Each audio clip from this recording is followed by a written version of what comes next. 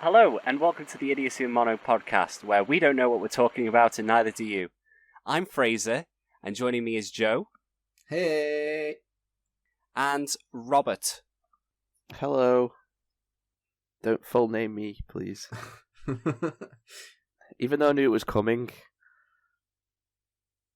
I still panicked a little bit, even though I knew I was going to be the last one. Just fix it in post.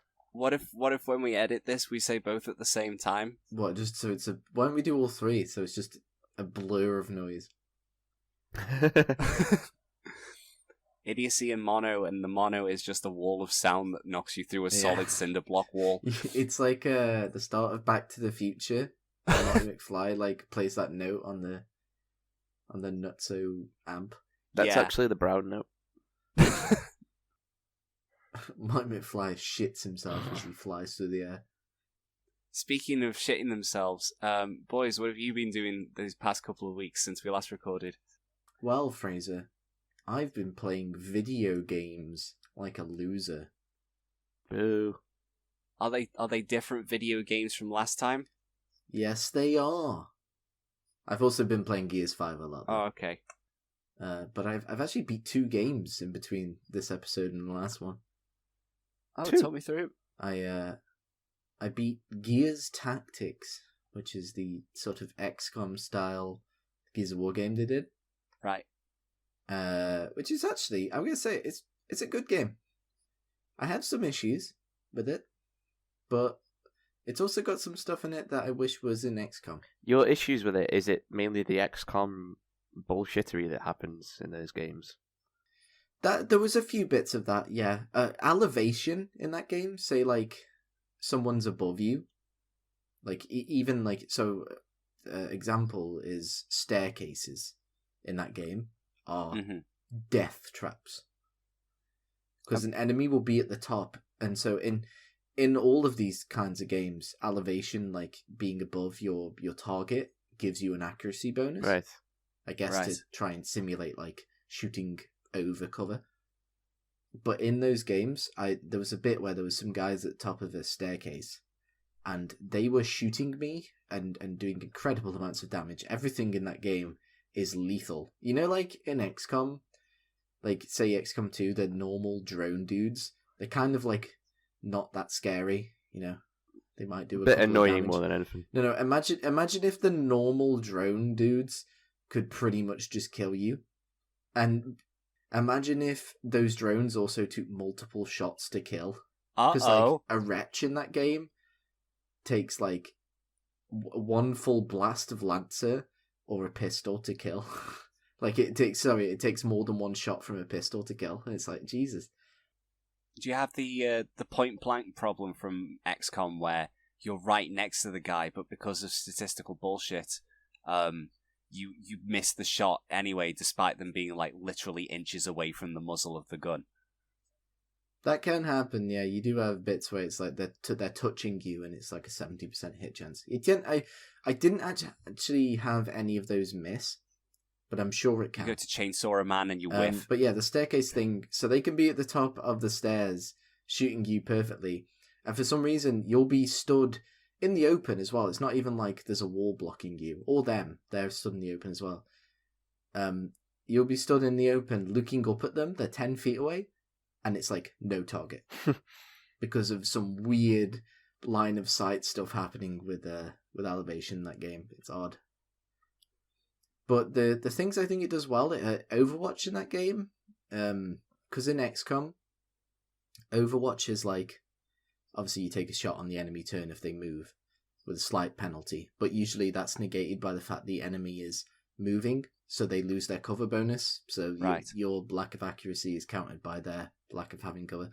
In XCOM, it's every direction. If an enemy moves directly behind you, you'll just stand up, whip around, and shoot at them. In Gears, you have a targeted cone.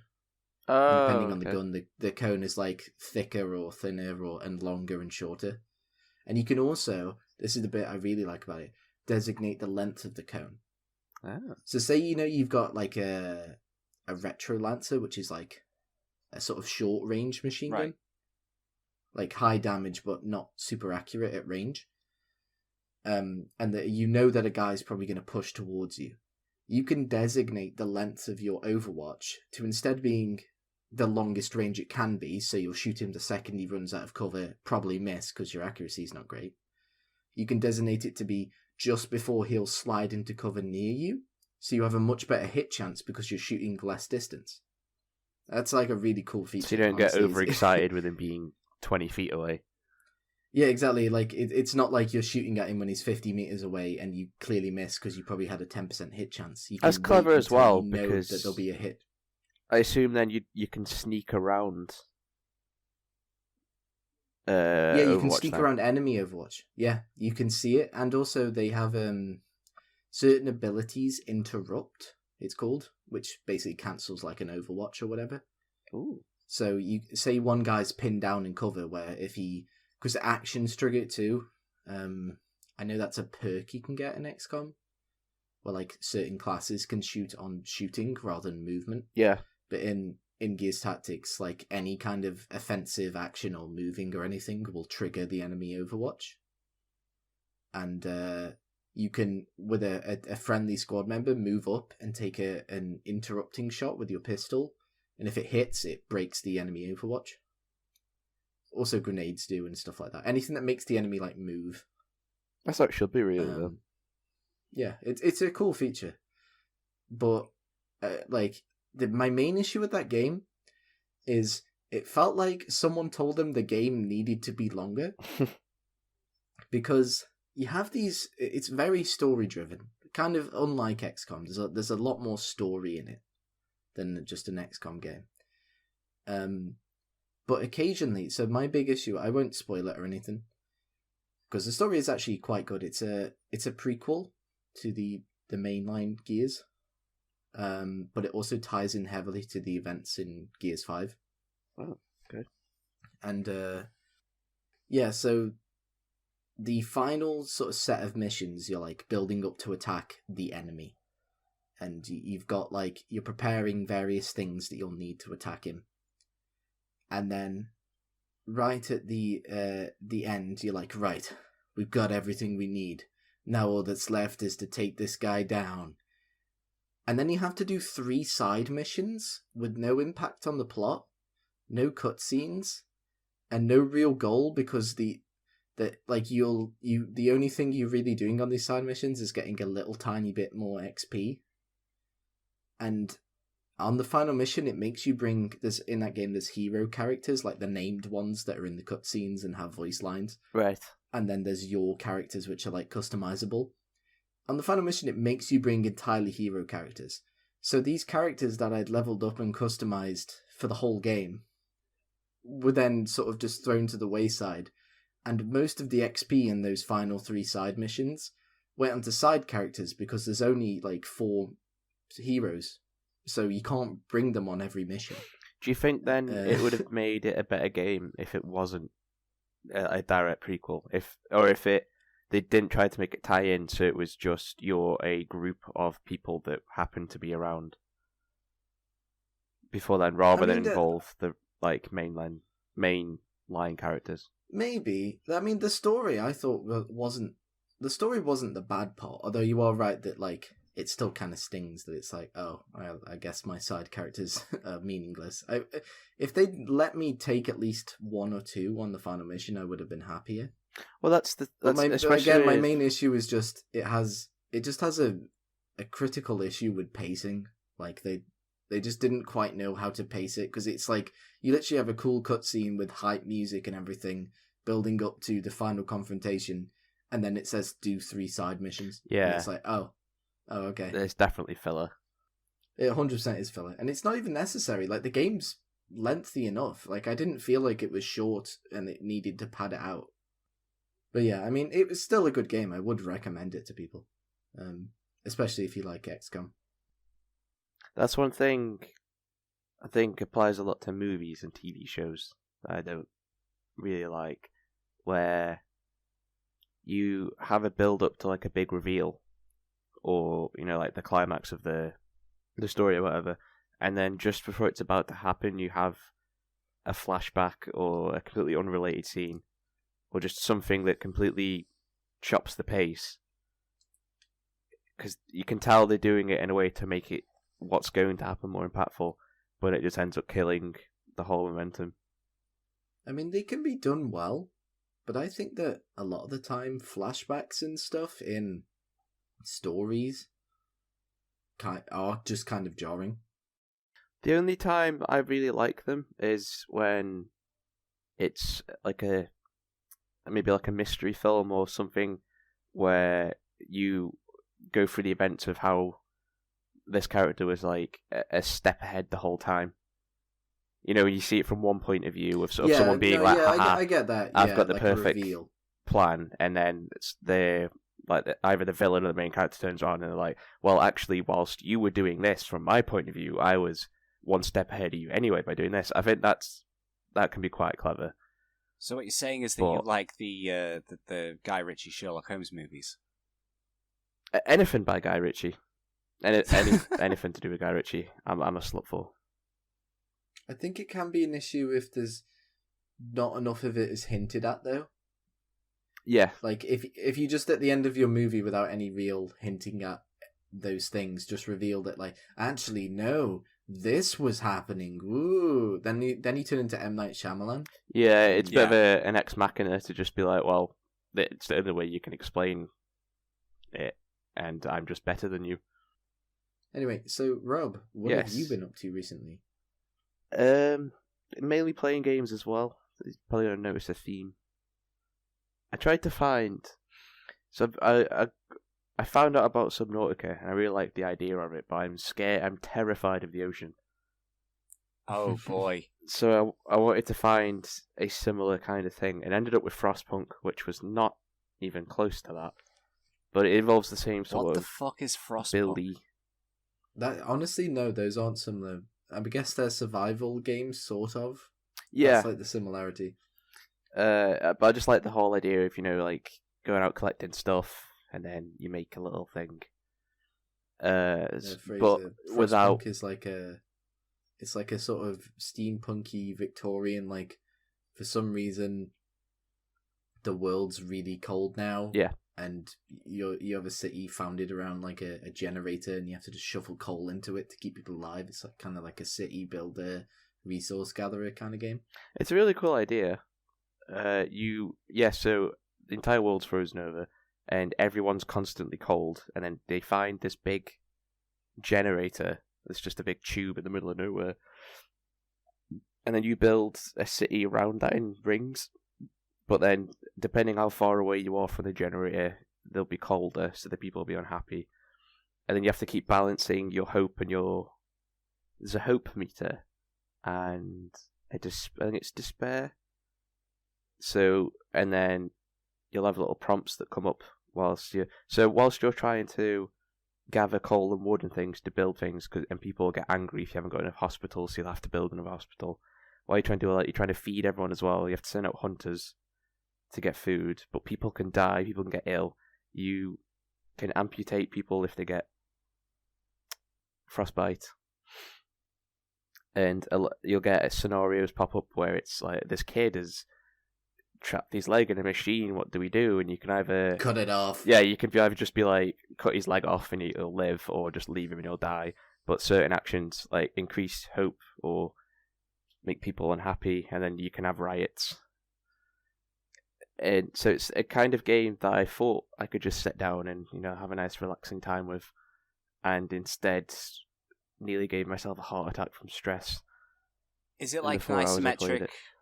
Is it like an isometric, like RTS type thing where you're like observing everything from a bird's eye perspective and dropping down buildings and stuff, or is it more along the lines of like you go around and physically build things from like a first or third person perspective, like on the ground level? It's like a god's eye view. Yeah, so you're like the mayor of the town. So it's SimCity, like Snow. Yeah, Skitty Skylines, but if everyone's angry. That's honestly me when I played City Skylines anyway. So, what about you, Fraser? I've re-picked up two different. I re-picked up one game and I started playing another. I tried to throw a bit more weight behind Dragon Quest VII, and I also started playing Child of Light. The reason why I stopped playing Dragon Quest VII like 3 years ago was because there was like a sudden difficulty spike with one of the bosses. Basically, what you do in that game is the premise of the game is that you're a little island in the middle of like an endless sea until you figure out that there's a shrine on your island where if you input stone tablets into it, you can discover lost continents. And by putting the tablets into the shrine and then activating like a magical portal, you can go back in time to when that continent still existed on the map, get rid of all of the evil forces there, and then in doing so, it will reappear in the present day because they were like sealed away in like these shattered fragments of stone tablets by the Demon King. But one of the bosses on one of the continents was like a party wiper. You go in there like guns are blazing, and then it just like casts one magical spell and gets rid of like 90% of all of your character's HP, and then systematically like beats the shit out of you from then on out. So I ground up some levels and I got further and I managed to beat him.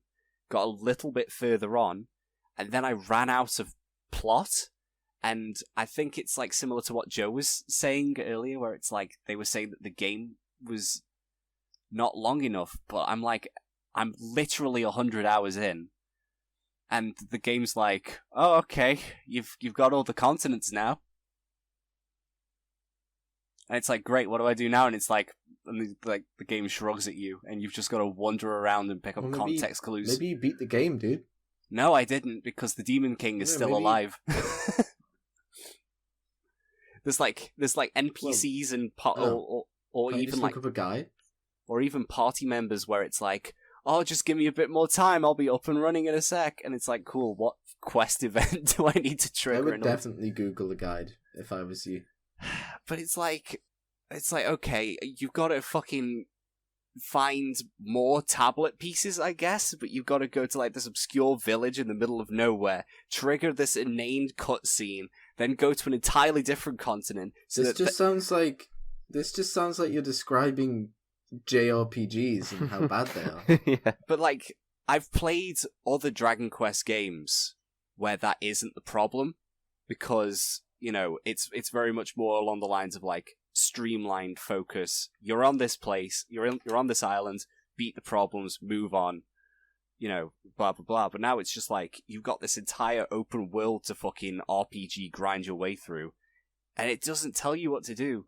And it's like the most Dragon Quest thing I could ever conceivably think is that it drops you in a field and just says go.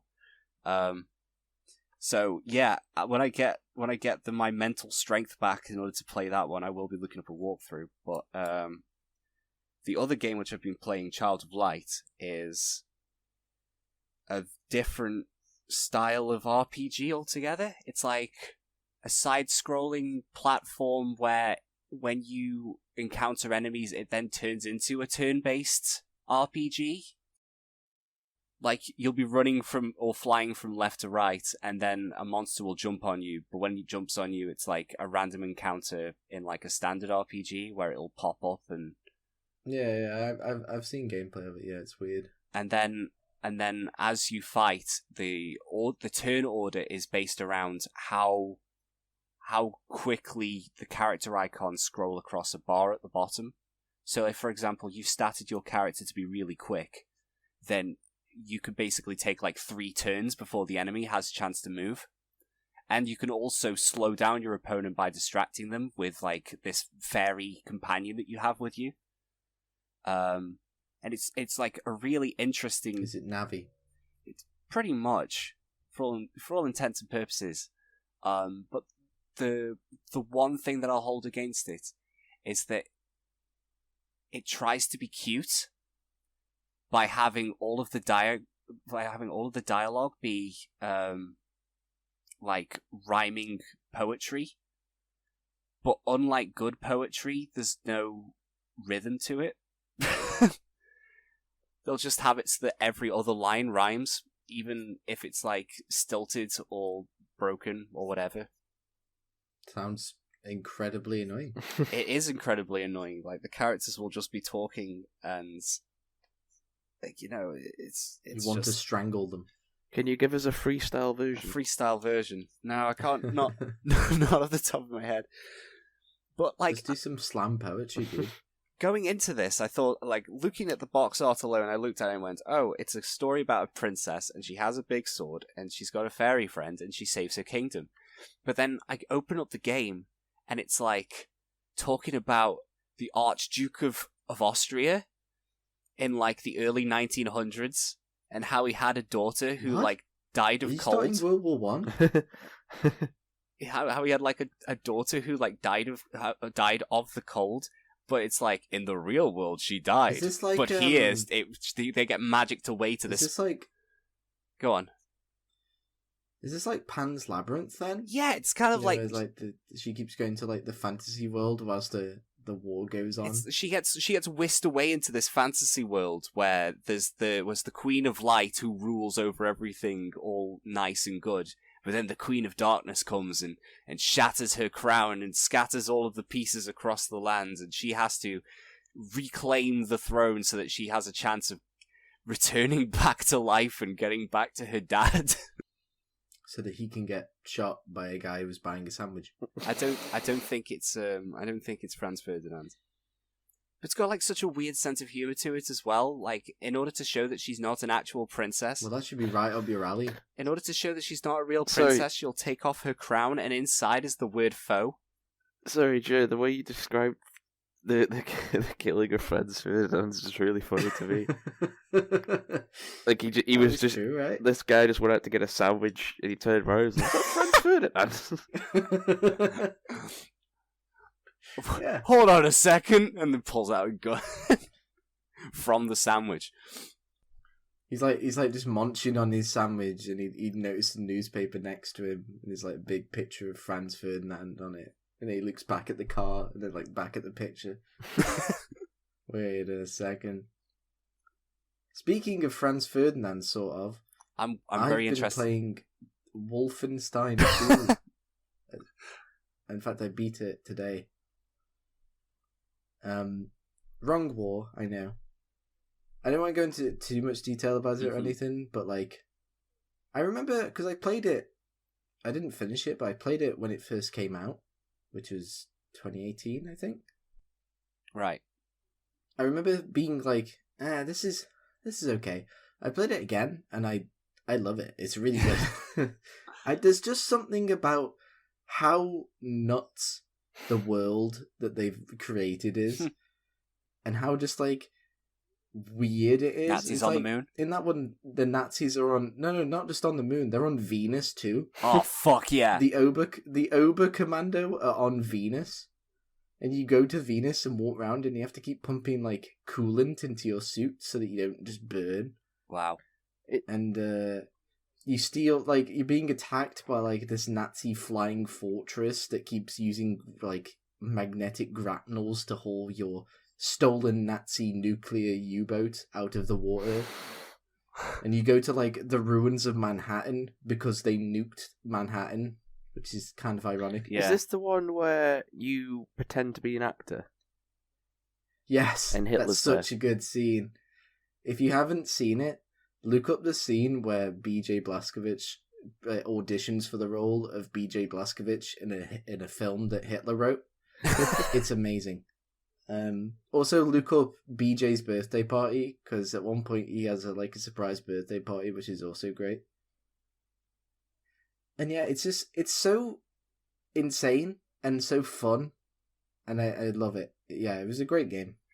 I heard today they're making a third one, which makes sense because the ending for 2 is very open ended. The only thing I know about New Bloods is... No, I think they're ignoring that one. I was about to say, I'd flopped. No one liked that one.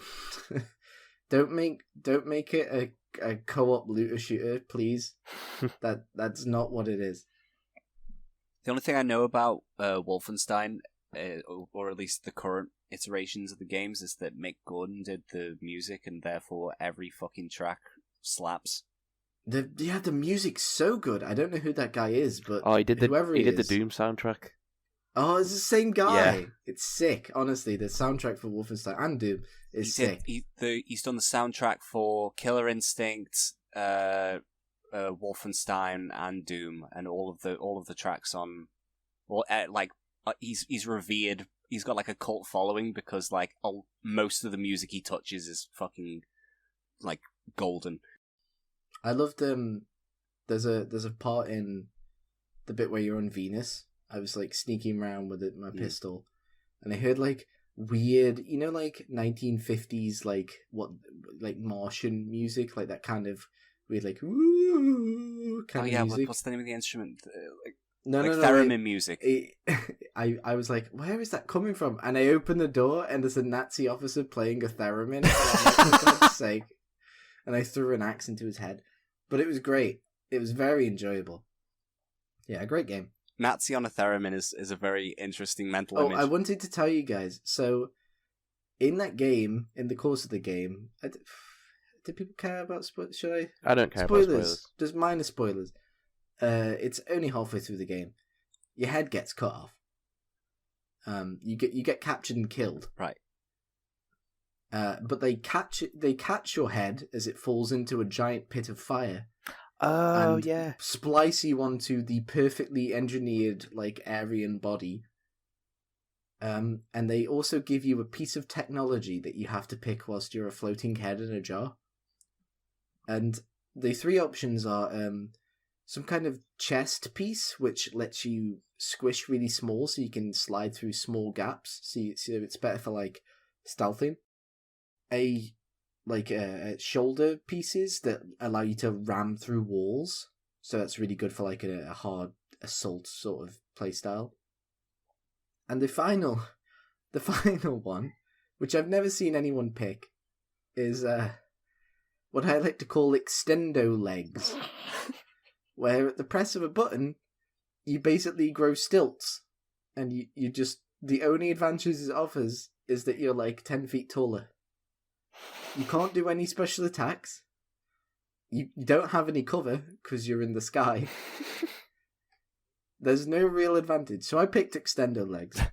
And let me tell you, they're the best. Honestly, they're so fun. I talked more about extendo legs than I did about anything else whilst I was playing the game. It gave me such joy whenever there was enemies around to just be a bit taller than them and then shoot them. It offered no tactical advantage, apart from one point where I was fighting down the street and I was like, extendo legs, and I grew really tall, and I realised that the street sign was actually now giving me cover where there was none, and I was like, this is it. I've peaked. Bring me my legs. Yeah, Can you not pop up over a wall? I'd recommend extendo legs. Oh yeah, so the whole thing is that basically each way offers a way to get at various points to be like, this is a locked door, and it's either like, ram through this door, crawl through this crawl space, or climb above and drop in. Like those are your options. It's kind of lame, but yeah, I love extendo legs.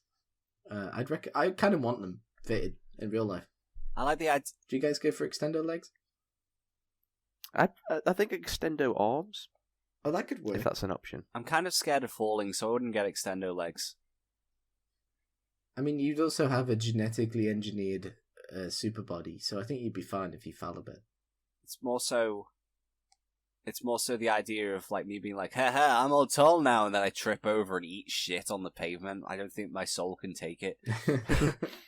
I mean, the game is nuts though. I'd really like to see it where they like present you with one scenario that you can like tackle in multiple ways, just without there being like squeezed through crawl space or whatever. Like you're on about like barge through a door. There are a few bits where there's like, if you extendo leg, you can get up here. But yeah, like if you have like the door situation again. You could have it like so it's like part way open but jammed, and you can bash it open, but you can also squeeze through it. But you can also just kick it really hard with your extendo legs. What's the thing? I kept saying that I really wanted to like kick and then extend the leg mid kick and just like propel a Nazi at 300 miles an hour. But there's no option for that, and I feel like drop kicking extendo legs is the future. It's either that or you use it to like spring your way out of the line of fire of an enemy. Like you use your extendo legs to just kind of fire yourself up in the air. Yeah, but that was extendo legs and Wolfenstein 2. It's a great game. You should play it if you haven't. The new ones they're doing some really fun stuff, and try not to take them too seriously, because they don't take themselves seriously. Although my one complaint I kept having, because this is set up right from the start, so this one isn't a spoiler. But your wife is pregnant. Well, not your wife. Your sort of wife is pregnant with your children, like heavily pregnant too, like very visible bump. She's got twins, so it's probably even heavier than a normal pregnancy. Right. And then still towards like the late game, she's going on active combat missions and running around and shooting people. And I was like, get back on board that submarine right now. I remember you saying, you do not need to be doing this stuff. She's just like combat rolling, whilst heavily pregnant. It's like the babies would just shoot out. The ultimate, that's the final technique. Also, again, not really a spoiler.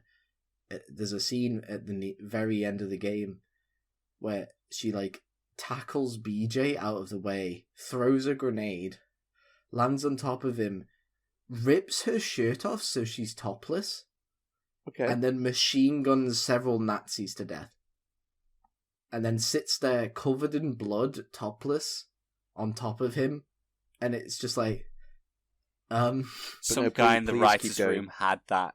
I have a scare erection right now. Yes, some guy in the writer's room was like, now's my chance. If I can't fucking put my kink in here now, then I'm never going to be able to put this pen to paper. I mean, we might as well enjoy these Wolfenstein games while we can before they are delegated specifically to PC and Xbox only. Rest in peace, fucking PlayStation fanboys. I mean, oh well. I know it doesn't matter. I have a PC. I know it doesn't matter to either of you two, but I don't know. I know there's people out there who will care. But it's not me! I don't know. I'm not sure if I'll be able to actually fucking get a hold of one of the next-gen consoles, because they seem to be, like, as rare as, like, fucking unicorn shit. PlayStation 5s, there's more... We're getting more in soon. From what I've heard. I know a guy. They're importing more from Netherlands.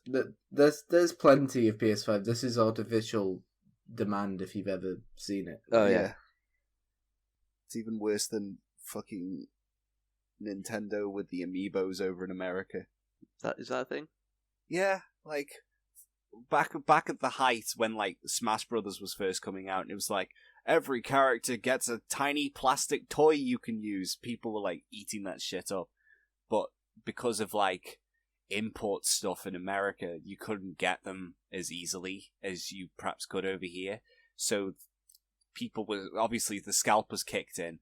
And you could find, like, one of the more obscure Smash characters that people wouldn't want to figure for, like, I don't know, what's a good example? Like Meta Knight or something. And, like, you'd go onto eBay and it would be, like, $200 for a tiny, shitty plastic toy. But because they were collectible, people were paying that much for them. I think the best way of putting it is a sad state of affairs. And now it's happening with actual consoles. If you ever want to feel good about yourself, just watch like cringy Smash Bros tournament compilations. Alright, but which Smash Brothers I really struggle with watching cringe. Like the Melee ones where they like smash a GameCube controller and then cry? Oh, it's just a combination. My favourite one is they announced this guy. Like he's the the style of the announcement is that he's an MMA fighter. Right. It's very, hype train, like this guy from this city weighing in at 140 pounds. That's a bit light for a Smash champion. Well, I didn't want to go down the horrible route of saying 300 pounds. Well, I bring weight into it, then you could just bring in the height. That's very expensive. Because MMA, that's what they do in fighting. They do the weight classes. Surely they should tell you the weight of their favourite, Smash fighter. Oh, they're a DDD main. This puck is heavy. 3 pounds. It's Jigglypuff. But yeah, they hype him up, and then none of the crowd cheer, and he slowly, very awkwardly walks down the centre of the crowd. That does sound pretty funny. No, I know that there's competitive Smash players who will refuse to play competitively unless they can use their specific, deteriorated special GameCube controller, because there's certain maneuvers you can play in Smash Bros. Melee where the input command requires for there to be a fault, like a factory level error with the way how the one of the thumbsticks is installed. If they are given a standard GameCube controller, then they'll refuse to play because it means that they won't be able to pull off their special honed strategy or whatever. Which, if you think about it in the context of any other fighting game, it sounds a lot like cheating. But for some reason in Melee, that does sound like cheating. Yeah, everyone should use the same controller. That's how competitions for some reason in Melee they get away with it because. Probably because it's not real. I mean, didn't Nintendo shut it all down? Nintendo have shut it all down, but that's because Nintendo are not very good at recognizing where the line is drawn between piracy and fan events. 1870 or something, and their heads still catching up. They're still in the 1960s, I think, in terms of actual ideas and forward thinking. Yeah, other companies are hey, if we put our games on sale at a low price, then more people will buy them, and therefore it'll get them more invested in the console. But years, Nintendo's buy a DS game for 50 quid. Yeah, second hand. These Switch games are on sale. They're only 45 quid now, and you're but why would they? That should be starting price, really. It is still a handheld system, Nintendo. Meanwhile, I picked up Wolfenstein for £10 the other day, and it came out in 2018, and it's a AAA game. Yeah, it's just... I mean, unless you want to bring into the fucking consumeristic nature of AAA games to begin with, but I don't know. I feel like with Nintendo it's particularly egregious, given that I still refuse to pick up Super Mario Odyssey because I'm only half into the idea of playing it, and it's still 55 quid.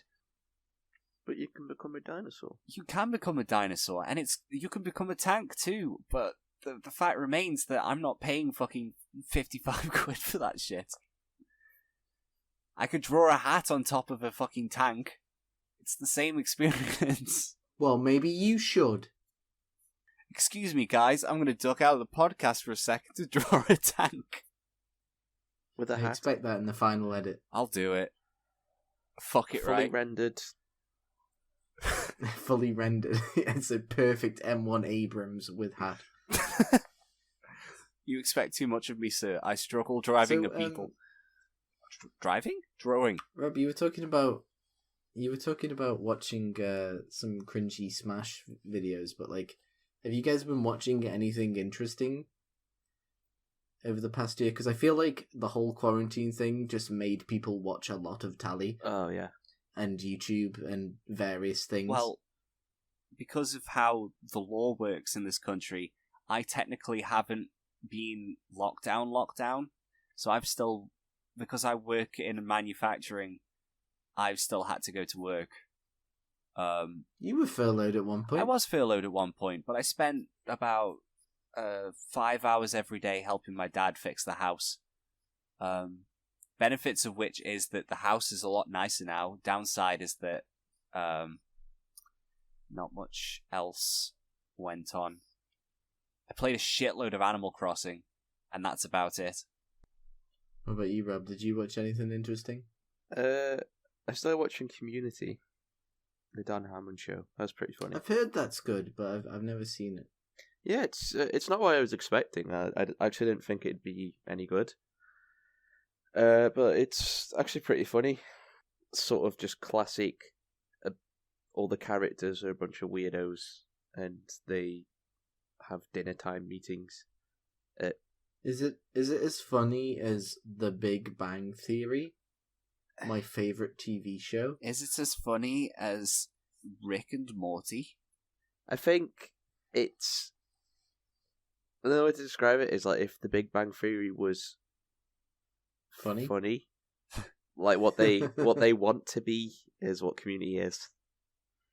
Maybe I'll Like a give it a group of go. misfits just talking, just shooting the shit, and with an audience laugh track somewhere in there, no doubt. Yeah, and there's sort of a self-awareness of the characters. Is it like Always Sunny? Yeah, so yeah, pretty much everyone's an asshole in it. I was gonna say, nice. are they They're all just a are group they of all assholes. lovable? Are they all lovable assholes though? Are they all like yeah? Yeah, they've like, got a heart the main of gold. character. The main character, he makes a Spanish study group, but he lied about that being a thing, so that he could try to get a girl's number, and then it ends up being an actual study group. And he goes from Nice. being a major asshole to just being kind of an asshole. Character growth? Yeah. Oh. What else have I been watching? Oh, What's Behind Number 9? I've never heard of that one. I've heard that's good. It's- I've definitely heard that one's good. It uses a lot of the same actors for each episode, but each episode is a completely different story. So the actors play different characters each time, and there's a lot of twists that go on in them. They're really good. So each episode is a story on its own, and there's but there's some funny ones, and then there's some scary ones, some kind of sad ones. There's loads of a big mix. There's even a murder mystery one that's pretty cool. But the twists in a lot of them are really good. What's that on? It's on Netflix. Oh, nice. That'll be why I haven't heard of it then. I might actually give that one a go. That sounds interesting. So is it just like, it's almost like watching like a local play type thing, where it's got the same actors each week, but it's a different story? Yeah. I've given it some thought as well. Oh yeah. Did you actually watch some television in the past year? Because you made it sound like you hadn't. Well, I haven't watched any television. I have caught up on some movies I've been meaning to watch, and also I've finished reading some manga. Okay. So it's not the question. It's not an answer to the question that you asked, but it is what I've been doing in my spare time. In particular, I've watched fairly recently. I've watched the animated Sinbad movie and Dread in the same night, one after the other. And honestly, I think that sums up my movie going experience in general. The new Dread.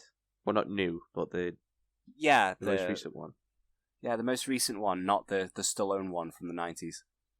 I really like the drug, like how they did the drug effects in that. Oh yeah, it's fucking beautiful. I won't say who, just spoilers, but when they give it to that person at the end. Oh yeah. Although I like the way how they kind of use the whole nature of the set piece. Like throughout the entire movie, they spend they spend it like ascending the tower block, and then like the ending of the movie is foreshadowed at the beginning, but it's done so in such a way where it's like when it's happening, you're not like, yep, saw this coming. It's more along the lines of like, oh yeah, because like the guys are okay, I get you. I also like the way how I forget the actual character's name because it's been a bit since I've actually seen it, but I like the way how the other cops' psychic abilities are portrayed in that movie as well. Yeah. Like the camera work and the way how all the sound directing and everything like that is very, very interesting. Not I think like it's an underrated film, to be fair. yeah, I think if it had come out at the other side of Guardians of the Galaxy, people would have fucking loved it. But because like it came out at the point where superhero movies had to be quote unquote safe in order to make money or get like a big fucking marketing push. You know, the something like Dredd, where it's like an obscure comic book, only ever had one movie and it kind of didn't do so well. And then they made another one and it didn't do so well. And then they've been threatening to make a TV series out of the setting for a while, but it's not been going anywhere. Partly because... When did it come out again? It came out in like 2011, 12, something like that. So is that after or before? Because I know wasn't that right about the time that a lot of like, ooh, let's make a gritty anti-hero film. It was around about the same type of time as like Man of Steel and all that type of stuff. But, yeah, so I think it just got swept away with all that. But the reason why I point out Guardians of the Galaxy in particular is because I remember the whole kind of talk around that before people went to watch it was, wow, they're really willing to throw the money at anything, right? Like a talking raccoon in a tree. Oh, what a thrilling superhero movie that's going to be. And then, like, they got away with it, and now if you go and look at any kind of superhero movie at the moment, they're willing to just fucking do any kind of crazy comic book bullshit. Whereas before it's like, no, we've got to stick with like the realism, quote unquote realism that we're working with at the moment. Like even the wacky superhero bullshit of the Avengers is like encapsulated within the super secret spy world of S.H.I.E.L.D., right? It's like this kind of context to everything where it makes sense if you compare it to the real world. Whereas I think Dredd, you've got magical time perception altering drugs, weird laser cannon guns that don't quite make any sense. You know, it's just and not only that, but it's like a 15 as well, so like not many people, or 18 rather, I don't know. But either way, like it doesn't have a very big audience that can go and see it, just in general, so I guess that's why it didn't do so well. And the guy who plays Dredd is now also one of the main guys in The Boys, so the odds of a sequel are looking less and less likely every single passing week. I mean, also it was like 5 or 6 years ago or something. It was 5 or 6 years ago. I mean, Danny DeVito's free. Yeah, sure. DeVito is Dredd. I reckon they should do Danny DeVito, but then, you know when they made The Green Mile and they had them walk in the little trenches to make the guy look bigger? Yeah. They should do that, and like the way that they film Lord of the Rings, so that it like forced perspectives that Danny DeVito's like 8 foot tall. But if Danny DeVito was forced perspective to be 8 foot tall, he'd also be 8 foot round. Yeah. And it'd be quite terrifying. He is the law. I am the law, and then he fucking blows a man in half. Yeah, the other movie which I watched was the DreamWorks Sinbad movie, which I'm not a fan of, honestly. I think my favorite 2D DreamWorks movie still has to be Road to El Dorado. I still don't get why you're not a fan of it. Like, there's no tension throughout the entire movie. Like, even with it being a kids' movie, nobody dislikes the main character. That doesn't mean there's no tension. But like, you go into it and you're like, okay, so the main bad guy, the goddess of evil or whatever. Wow, true film critic analysis. She causes a lot of the events in that movie just by letting a monster loose or by causing shit to happen. But she's always like playful about it. She's never like, I'll get you, Sinbad, or anything like that. She's the goddess of chaos. Yeah. She does chaotic things. But like, in a chaotic manner. Because she's the goddess of chaos. So the movie starts out strong, the Kraken is released, boat gets attacked, and you're like, oh shit, the Kraken's attacking. But nobody dies. Nobody, like, even, there's no, not even it's like... It's a kid's film! There's not even like a, uh-oh, the Kraken's here. Like, you get slapsticked around by a CG octopus. It's a kid's film! The prince. Why? Are you... I don't want to go. I don't want a whole play-by-play of the whole film with you ripping it apart. The prince. It's a kids' animated film, and it's quite fun. Fraser wants the scene from Pirates of the Caribbean where the Kraken's like sucking people's faces off. I mean, compare Does that happen? It's been a long time since I saw any Pirates of the 'cause Caribbean other than the first one. They got the sucky bits, haven't they? Sucky. Because there's a bit where they find it's like washed up, and he turns the guy's bodies over, and it's like all his face is all soupy. It's been Compare and contrast with Road to El Dorado, where you have Cortez on the Spanish side, and then the evil priest on the side of the El Dorado people. Where who dies in the Road to El Dorado? Who dies in the fights? To be fair, it didn't open up with a Kraken fight. Yeah, who dies? Sorry. Oh, there are people who die at the end, because there's a giant. They fight like a giant god. Like they fight like an embodiment of a god. It's like a huge jaguar thing. Yeah, and the jaguar who steps dies on in people. that fight? The jaguar steps on people, and then a guy had to be murdered in order to activate the ritual, in order for the priest to inhabit the jaguar body. Plus, it's heavily implied that the priest gets taken away at the end of the movie in order to serve in a sugar plantation, which is fucked up. But throughout the entire thing, there's this underlying threat that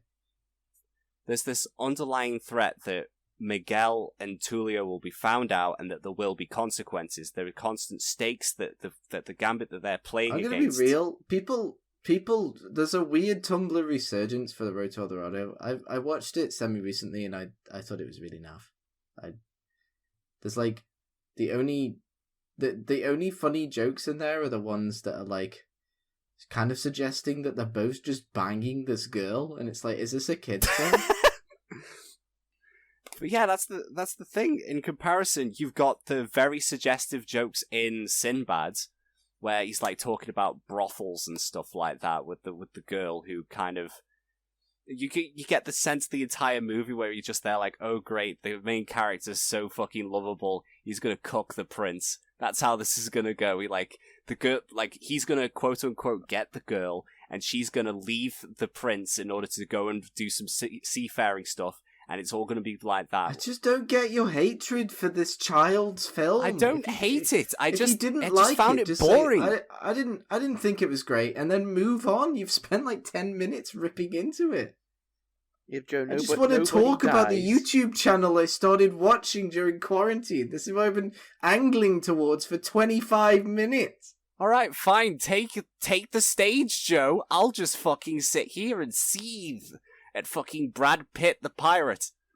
Why are you seething over the Sinbad animated movie? Hey Joe. Yeah, Rob, what's up? Have you been watching any YouTube recently? Yeah, dude, actually, yeah. So, during Quarantine 1 or 2, no, it was 1. Quarantine 1. The original. The beginning.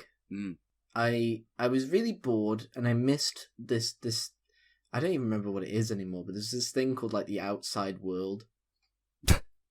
And I longed for like, because I like the sea and the beach and everything, and I wanted to experience that and live vicariously through someone. And through watching various videos of like weird video, you go down YouTube rabbit holes at like 2 a.m. Yeah. I was like I ended up watching like a man who built using tools that they would have at the time, like a Viking longhouse and stuff, like in a wood somewhere. And he like cut down all the wood himself and everything with these various things, thatched the roof. It was cool. And then I eventually got recommended this video of a guy whose whole thing is an Australian man called Rod. His YouTube channel is called Rocket Kit, which is a bad YouTube name, but we're not one to talk. And he basically is this Australian guy who has a canoe and a boat, and occasionally, like every few weekends, he'll go away to just a random little island in Australia somewhere and just set up camp for like the night or 2 nights. He basically brings like an onion, some oil, and a frying pan.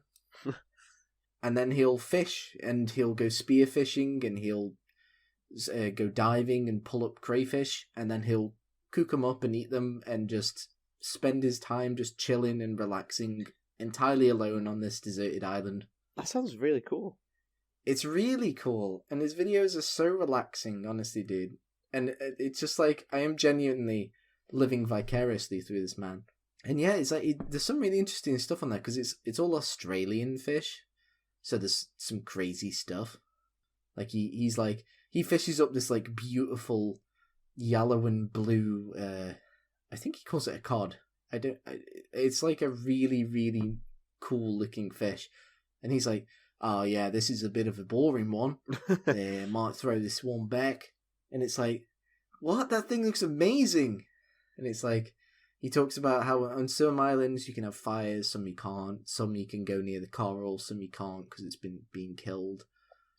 And he has to know all these rules about how big a fish can legally be before he's allowed to catch it. Fair play to him, though, for being that conscious about it. Oh yeah, I mean it's good that he is conscious about, like, in his most recent video, he's like on over a coral reef, so he has to lift up his motor and like row. I know at one point he spears a fish, and he comes out and he's like, oh no, because he doesn't think it's above the legal limit. Or no, I don't think he spears it, actually. No, I think he catches it, like rod catches or something like that. And he takes it back, makes sure it's over the limit, and then it is over the limit, but it's barely over the legal limit. So he throws it back in the water and just goes out for another one, even though it's more work for him. And it's just like, it's a nice, just conscientious man who's not really putting a strain on the ecosystem, right? And he's getting out. He's just doing his own. He's just fine. He's living the life. Honestly, he's living the dream life. Although I would never do that in Australia, because not in Australia. I would die horribly to some kind of spider or a flying snake or some kind of jellyfish with legs. Or a fish with arms. It took me too long to realise what you just said. Yeah.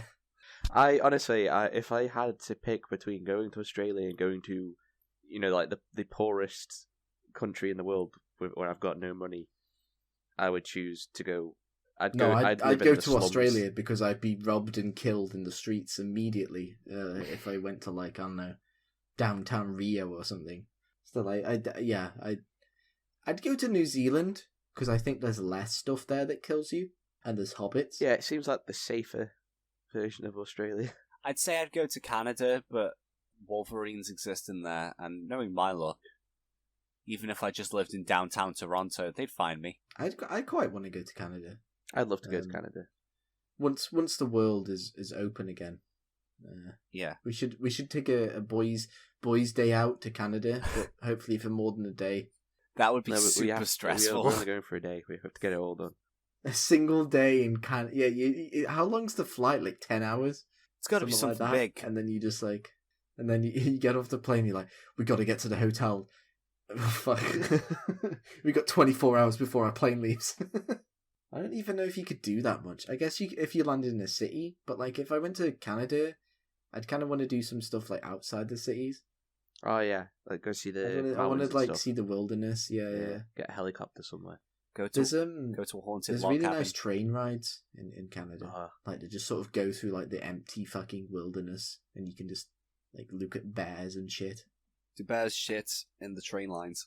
Well, we'll find out.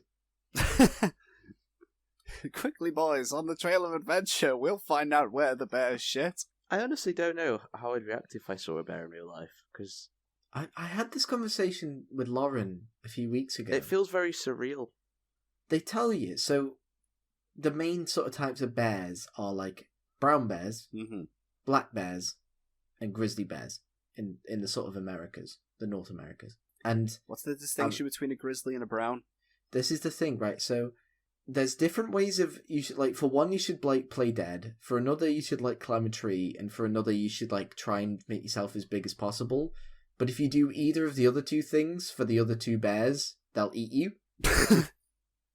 And black bears can be brown, brown bears can be black, and grizzly bears are brown, but can also be black and white.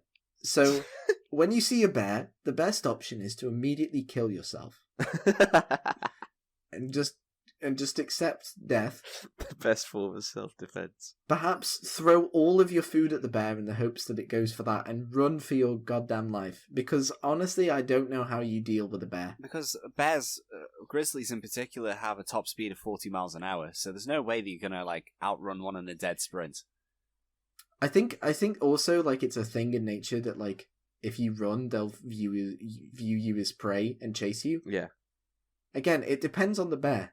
Genuinely, it does. Like, I remember arguing with Lauren about this, and she would not believe me that bears are basically all brown. And then I had to physically Google pictures of black bears and say, "Oh, look at these black bears, but also look at these black bears that are brown." And then I showed her a picture of a grizzly bear, which is brown. That's and the I showed thing her a as picture well. of a Even brown if you bear, could figure which out, is brown. even if you remembered perfectly which thing you needed to do for which bear, You couldn't tell. Your brain would be thinking at that point in time is, "Oh, that's a brown bear." Not that's a brown bear, but just that there's no, a bear. You wouldn't even be thinking that. You'd just be thinking, Bear. "Oh, it's a bear." I wouldn't even have the first couple of words. I'd just say bear. I'd initiate log laying protocols as soon as I saw it. Just what was the maned wolf thing that that we talked about the other day, Joe? Oh, with the weird like yip bark. What was it? Raw bark? Yeah, what was like it called? raw bark. Yeah, Rob, have you heard this before? Raw bark. Yeah, it's like, I'll find the clip, Rob. you know, like death metal screams, how they're like really deep in the throat and really low octave. Yeah. It's like that, but really loud in one bark coming out of a dog. Is it? It's not like that husky clip, is it? Where he turns into the carrot beast. No, it isn't that. There you go, Rob. I've sent you a link. Oh, that's weird. Yeah, it's like he's shouting. Yeah, But- it's like a very upset dog. But what we were, Woof. yeah, but what we were saying is that in the comfort of our own homes, watching a YouTube video, we're like, oh, that's neat. If we heard that out in the woods, that's it. We're fucking, we're gone. That's the thing. The one that always gets me is like a crocodile or like an alligator hissing. And Yeah. It's like this deep, loud, rumbling hiss. And it's like, if I ever heard that just like in the wilderness, something in my monkey brain would just make me immediately climb the nearest tree. But maybe if it's a brown bear, that's the wrong thing to do. Or is it the right thing? I'm trying to remember. I heard of a news story, so it won't be new now if I heard it like 8 months ago, but there was like a family in Florida who were like had a vendetta against like this 9-foot long alligator who ate like their pet dog. I don't know what to respond to that. I mean, did they kill the alligator? They did finally manage to find and kill the alligator, but it's like, No, see, what you need to hear is the story about a family of alligators who have a vendetta against a family of humans who killed their uncle. So on the note of alligators and dogs and bears and other dogs, I think we should end this podcast. We should make like 2 bears and shit in the woods. So yeah, this has been an episode of the Idiocy and Mono podcast. I've been Joe. I've been Fraser. I've been Rob. Rob's last again. Rob's very sad now. And we'll see you next time. Bye. Bye.